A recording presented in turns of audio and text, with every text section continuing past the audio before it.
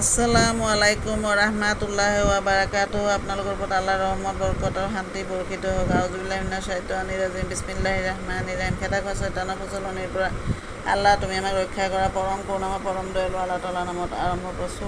মই সূৰা আল বাকাৰা অৰ্থ গাই গৰু, এইটো বেংগলী তৰ্জমা 2 আয়াত পঢ়ি শুনাব খুজিছোঁ, নহ'লে শ্বৰ্ট দিয়া নাযায়, তাৰমানে ভিডিঅ'টো দীঘল হৈ যায়। মই এতিয়া পঢ়ি আছোঁ। ইয়া আইয়ুহান নাসু উবুদু রাব্বাকুমুল্লাযী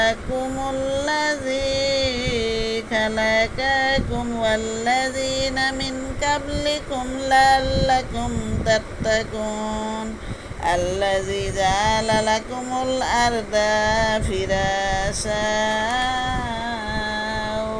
ওয়াস সামা'a বিনাআ ওয়া আনজালা মিনাস সামা'i মা'আন ফাআখরাজা বিহি মিনাস সামারাতি রিজকাল লাকুম ফালা তাজালু লিল্লাহি আনদাদা ওয়া আনতুম তা'লামুন। অর্থ: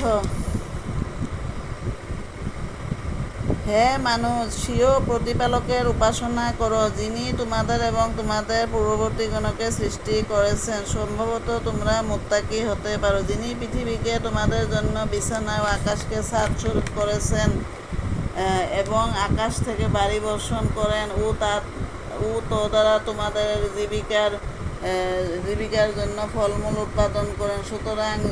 সুতরাং জেনে শুনে কাউকে আল্লাহর সমকক্ষ দাঁড় করো না। সমাপ্ত।